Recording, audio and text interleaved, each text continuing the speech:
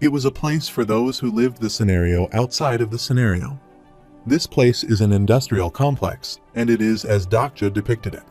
Dokja wears his clothes again, thinking about what was said in TWSA that this is the Siswada's industrial complex of the 73rd Demon Realm. At first sight, some might say it is the Demon Realm, it should not be peaceful, and that the place is just like Earth where humans live. On the other hand, that could also mean that the human world was just terrible. The tab shows that some of the absorbed stories are causing a configuration conflict to which Dokja thinks he might need to move faster than he thought. The fourth wall feels sleepy. The fourth wall has temporarily fallen silent, and due to its sleep Dokja feels sparks in his body, and everyone seems to be catching an eye on him. Everyone starts shouting that he is in exile. Dokja starts moving forward speedily, and people think they need to report this immediately. Dokja thinks he needs to run away as soon as possible. Someone shouts a noble's train is passing. The train comes and everyone runs away from the path of train. It's a locomotive train. A woman says it looks like a Gilboat's locomotive. It has been passing a lot lately.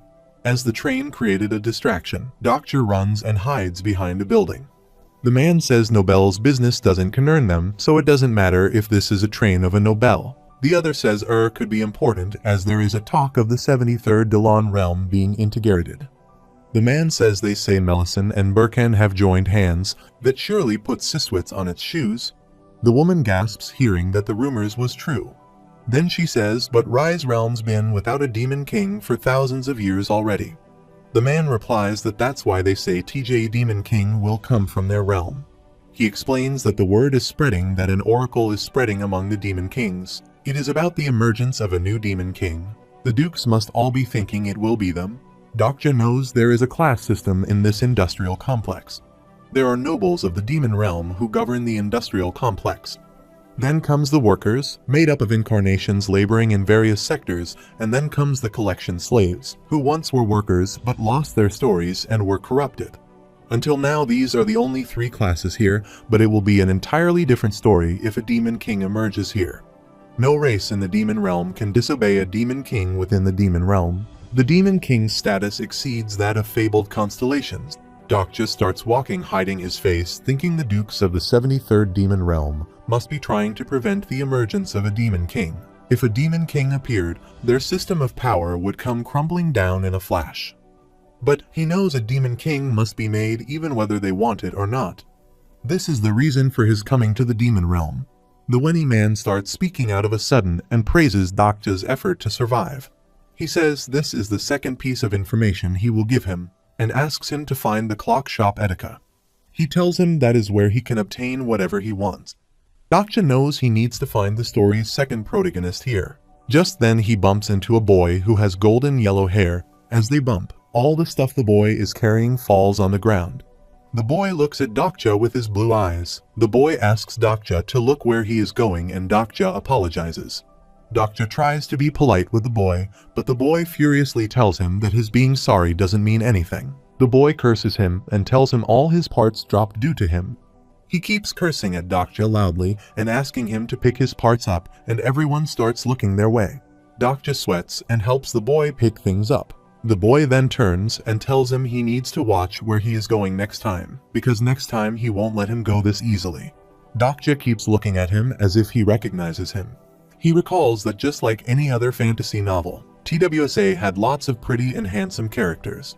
If a character was particularly pretty or handsome, TWSA would describe their look as outshining Young-hyuk so much that it was like a smack to the face.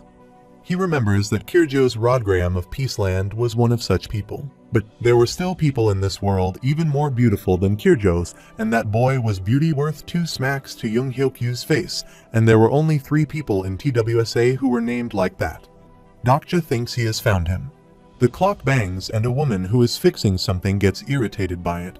2 demons are standing in front of her, and she asks them what are they doing. She asks them they don't know that it is high time they got the picture, as they have been through this 3 times.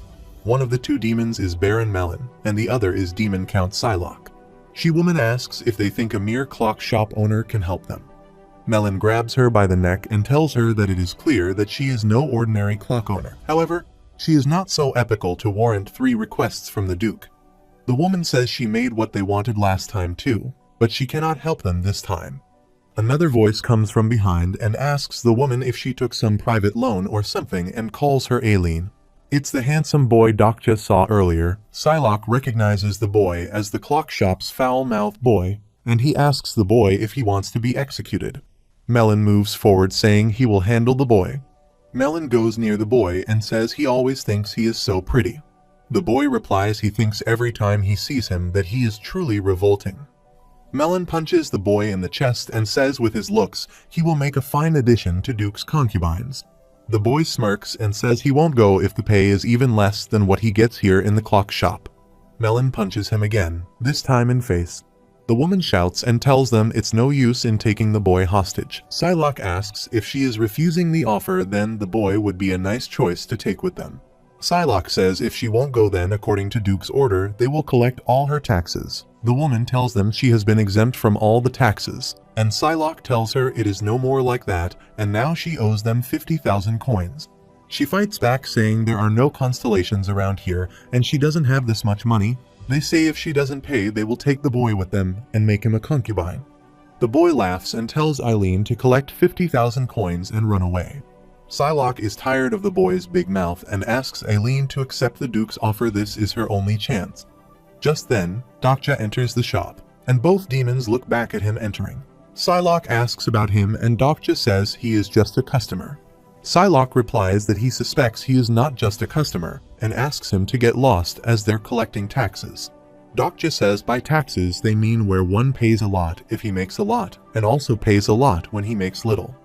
Melon is furious at what Dokja just said and Dokja starts to move forward when Melon tries to stop him. Dokja still goes forward and picks up a product telling Aileen that she has great products. Aileen tells him she always has good products. Dokja recognizes her as Aileen Markfrold, a magic engineer from the planet Lindbergh. Dokja guesses she speaks just like in TWSA. He tells her he wants to order a special object and asks if she can make one for him. She asks about his offerings in return. Dokja looks at demons and tells her he is offering 50,000 coins. Aileen quickly strikes a deal with Dokja as the boy recognizes Dokja from earlier. Psylocke asks about Dokja. Dokja smirks and tells him he is a customer. Melon was about to speak roughly to Dokja when Psylocke stops him. The notification shows the character, Demon Count Psylocke, has taken an interest in him, and Dokja's understanding of his character has increased. Dokja's omniscient reader's viewpoint has been activated. Psylocke understands that a mere citizen can never pay 50,000 coins this easily, and he has great composure. He then observes his mana and Psylocke thinks he recognizes him. Dokja knew about Psylocke's thoughts as the Siswitz industrial complex is now swarming with rumors about a new demon king.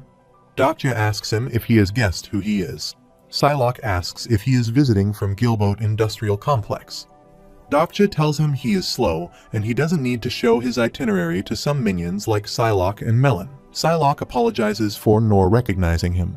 Psylocke thinks if he has the authority to move without a notice, then he must be at least a marquis and nothing good can come from getting tangled up with the Gilboat industrial complex. Psylocke asks Melon to leave as they have collected what they wanted to and both of them leave. The golden-haired boy tells Dokja how impressing he was. Dokja smiles at him. Aileen asks if he is a noble or a demon. Dokja tells her he is neither a noble nor a demon, and asks if she will accept his request. Dokja removes his hand from his face and shows his body to her. Aileen recognizes him quickly as an exile. She quickly says she has yet not meddled with stories of this scale before. Dokja grabs her trembling and tells her she is the only one who can do this. She is the only decent story expert at this complex. He begs her to fix him. She lays Dokja down and asks who he is because just an incarnation cannot have stories of this scale. She tells Dokja she cannot believe he is still alive even after absorbing such dangerous fragments. She then starts working on stabilizing him. After a little time, Dokja suddenly opens his eyes and the boy gets scared. Dokja is strapped on the bed and thinks it doesn't hurt anymore. The boy asks who he is and Dokja asks him to guess. He guesses and asks if he is a returnee. Dokja asks him the reason for taking him as a returnee. The boy explains that it doesn't add up for a normal citizen in the demon realm to have that kind of fortune. Dokja tells him to keep speaking up. The boy says he recalls that earlier he said he is not a demon and he doesn't seem like an average incarnation as well. But he says he has loads of unique stories and he appears to be strong and only leaves one option. He then asks Dokja if his deducing was impressive. Dokja, lying down, tells him there is a prerequisite for that deduction to be correct though. The boy asks Dokja if he doesn't know who is a returnee. He explains that returnees obtain powerful strength in other dimensions or planets and return to their planet, and there is no way they could be weak. Dokja smiles and tells him he never knows. It is not like he has met all the returnees in the universe, and asks him if he has.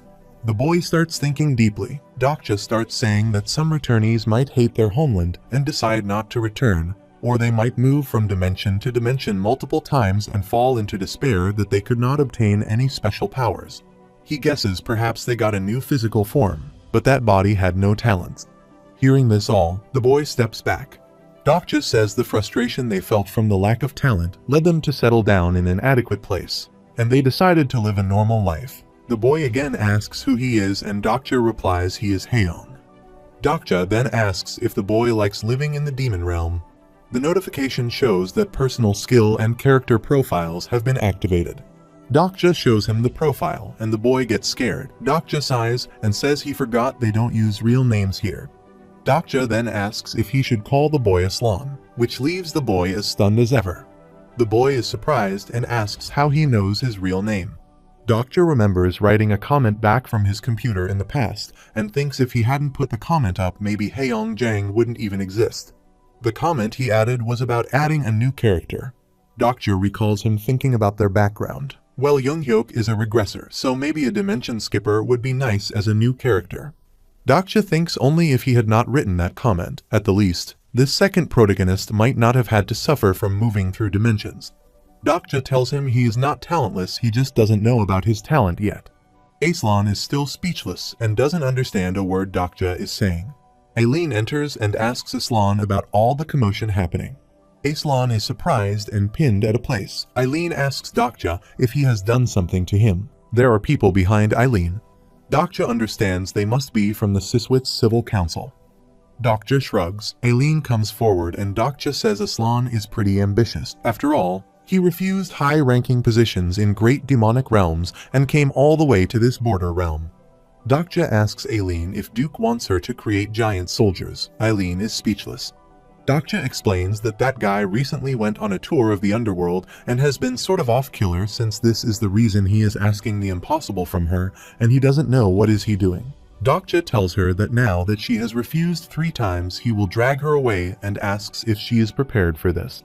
Dokja asks her to accept his request and assures her he can stop the Duke for her. She asks who he is. Dokja smiles and says he is Younghyuk, and he is going to become the Demon King of the 73rd Demon Realm. On the other side, Younghyuk gets a notification that his notoriety is spreading in the 73rd Demonic Realm. At first, he doesn't understand, and then he guesses if it's Dokja Kim. Everyone is shocked at Dokja's words. Dokja thinks their reaction is different from how it is in TWSA. Dokja now feels stronger. The fourth wall starts narrating that this was a habit of Dokja's since his school days. While his self-esteem was something low or something important in his life happened, he would say to himself that he is Younghyuk. Aileen asks the council members to give them some privacy as she wants to speak to the man alone. Everyone moves out along with Aslan. Dokja asks her to release him before the talk, as this is not an ideal position for a conversation. Aileen ignores his request and asks if he knows what he is talking about being the Demon King. Dokja shrugs and tells him carelessly that it only means he will be the king of the 73rd Demon Realm, and that he would also garner attention from the other 72 Demon Kings. She sits, her arms crossed on her chest. She tells him she has taken a look at his stories while treating, but she still has no clue about his thoughts. She tells him that Duke Siswitz is strong, likely stronger than what he imagines him to be. She tells him she understands his confidence because he has great stories. She asks him to prove that he is trustworthy. He tells her to make an oath of existence. She matches her hand with his, and they make an oath no matter what they speak here. They cannot leak it. He asks her not to reveal his true identity. She tells him this oath extends to all the council members who helped mend his stories. She sets him free of the straps. She tells him the Civil Council has long been looking for an opportunity to bring down the plant. Dokja thinks the plant is the heart of the industrial complex and the nucleus of power. He asks if she wants to eradicate the nobles. Aileen nods in agreement. He asks if they are all returnees and still trying to interfere with the ecology of the demon realm. She confirms to him that they are not returnees yet. Dokja now understands that not all returnees complete a dimension skip scenario and return home. Some of them fail the scenario and some hate their homeland and stay somewhere else. She tells him that many have tried to kill the Duke, but they failed. She explains that most of them couldn't get past his guard, let alone reach the Duke himself. The plant has a staggering 100 or so low-ranking nobles like barons and viscounts. She says there are even 10 counts and 2 marquises. Dokja thinks it's not that bad. She asks him to prove his strength first. She wants to make sure he is of the caliber to face the nobles as luck would have it. A suitable opponent has come to visit Siswitz. He asks if she means the Gylabat Industrial Complex's envoy. He knows that the 73rd Demon Realm is buzzing with rumors about a Dark King, and the meeting between Siswitz and Gylabat Industrial Complexes was planned to try to calm the growing tension. He assures her he understands her concerns.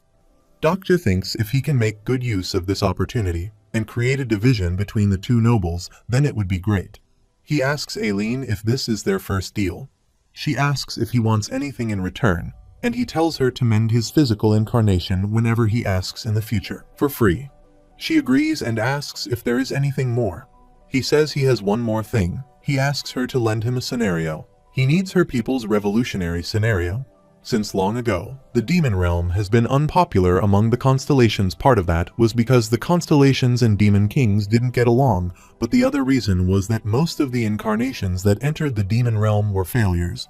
A man puts a mug of beer on the table. The bell jiggles as Dokja enters the pub, and the fourth wall speaks again that Dokja thinks among these revolutionary people. Dokja curses the fourth wall for speaking again. There are scenarios in the demon realm as well. One of the main scenarios here is revolutionary, one that even the dukes had their eyes on. He recalls Aileen saying she doesn't know how he found out about the scenario, but she cannot help with it right now. No one knows who is revolutionary as well. Dokja asks if she has any information on them. She says even if they gathered information, revolutionary changes each month, so there is no way to know who it is. She tells him no one would come forward and tells they are revolutionary. You never know when spies are around. The fourth wall start chatting again as Dokja is looking at people in the pub saying, the scenario number is different each time, but those who will receive scenario events are predetermined. It is always given to the subjugated class.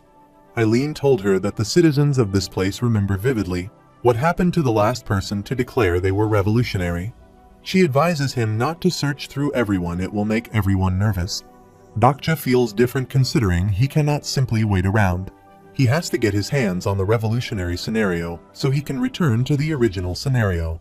A man cleaning plates calls Dokja and asks if he has never seen him here before. Dokja tells him he just got here yesterday. The man tells him he made a good choice. He starts to add up that their industrial complex might be a bit tough to live in, but the people here are warm-hearted. He asks Dokja if he wants anything to drink, but Dokja refuses, saying he doesn't like alcohol. The man tells him it is hard to go through the demon realm without alcohol. Dokja remembers that Myongo said something similar after he said he didn't drink much at his first company dinner. He starts thinking about Myongo considering he was cursed by the demon king Asmodeus himself, so he cannot simply know how he is doing. Dokja tells the bartender he would like to order some food. Dokja hears someone saying that there is a place called Earth. When he turns, he sees television screens with Yusin and others on them. Everyone is talking about how this is the most popular scenario these days. Dokja's eyes are fixed on the screen. Dokja sees himself on screen telling Uriel to kill him as he has killed others before him. Dokja turns back and hides his face.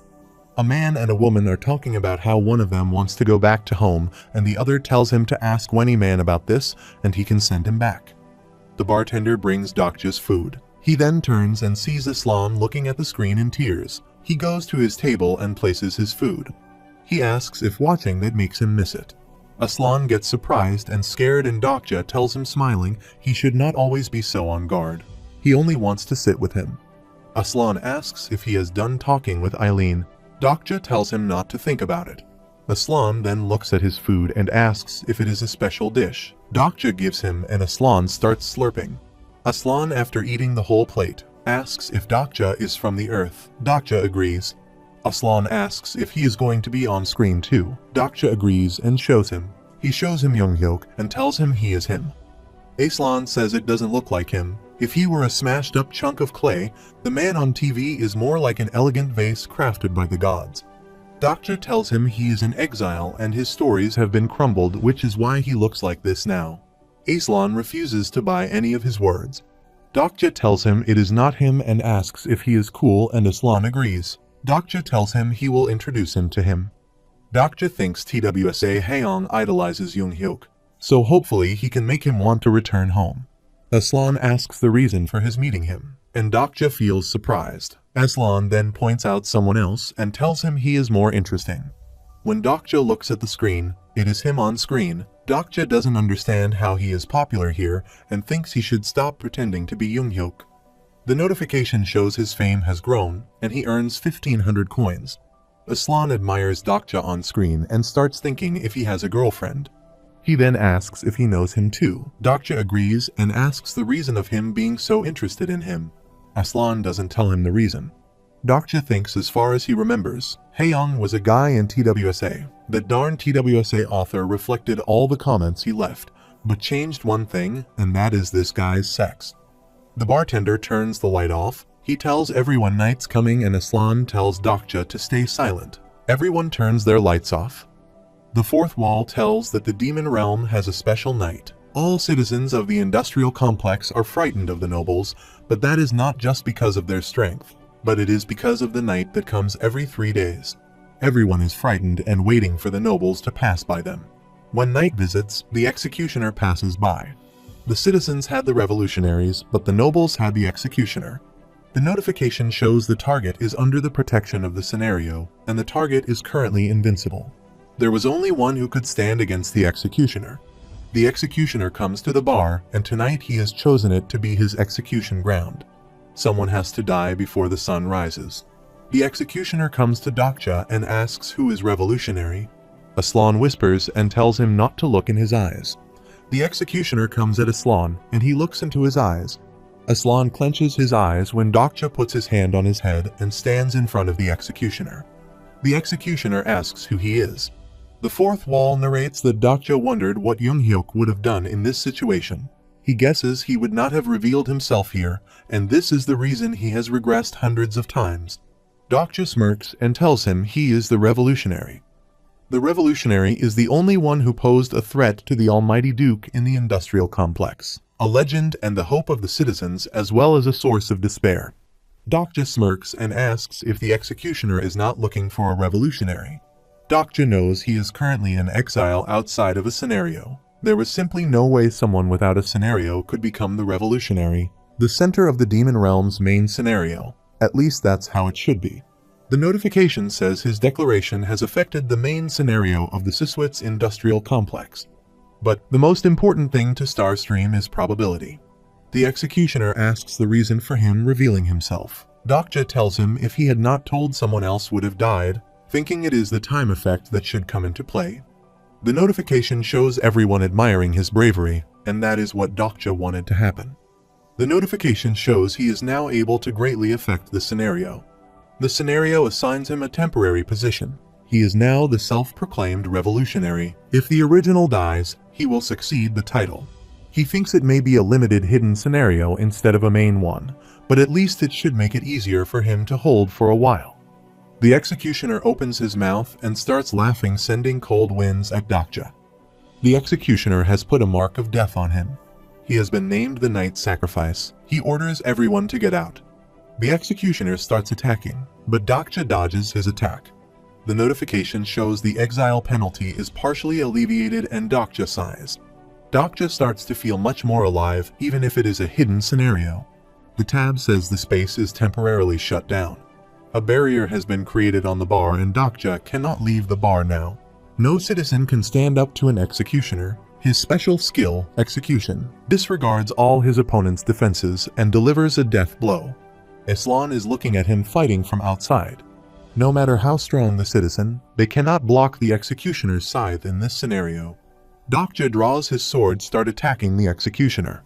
The executioner is surprised by his attack and Dokja tells him he is not even a citizen. He endures the executioner's blow, and Dokja tells the executioner that he knows he is only strong at night, so he should not mess with him. Dokja's sword has a blue mana energy around it, and he tells him once the night is over he will be dead, and he is going to kill him. At the Duke's place, Psylocke is walking here and there. He asks Han to let him talk to the Duke, and he tells him to pass the message to him, but Psylocke refuses. Psylocke thinks if he tells the message to Han he will take credit. He may just be a count like him, but he has a connection to the 32nd Demon King, the god of wrath and lust. Psylocke agrees to wait until the Duke gets free. He thinks if he reports he came across a demon noble assumed to be of a Marquis Gylabat it might not be a big deal. He then asks Han if Marquis Gylabat is inside as well, and Han agrees. Psylocke then thinks he came straight here. Then he thinks a noble Gylabat cannot bring to Marquis. Now he needs to give this report to the Duke. He thinks that guy was posing to be a Gylabat Marquis. Dokja is fighting hard with the executioner. Dokja then uses his bookmark number 4, like on Isparang. The tab shows personal skill. The Way of the Wind level 10+1 has been activated. Dokja leaps onto executioner from the back and leaves a deep splash onto his arm. The tab shows his deep cut will not affect him. No one can kill him before the night ends. Dokja thinks this is bad, and he is sad that Yoonghyuk is not here. The executioner again comes back at him. Dokja realizes there is no one here with him. Not Huiwen, the judge of evil, not Hyunseong Lee, the steel blade, not Jihai, the naval commander. He misses Yuseong and Gilyong as well and thinks if Seong was here, she probably would not have helped. His arm shines with the light of the sword. Dokja attacks again, but it has no effect and the executioner laughs again. Dokja didn't believe the story's fragments would show this strength. The tab shows if he keeps fighting his stories might be in danger. Dokja starts to feel chilly. He should think he should avoid him as much as he can and buy some time until the night ends. Dokja thinks he is alone here. Only thing he can trust is the information he has gathered till now and himself.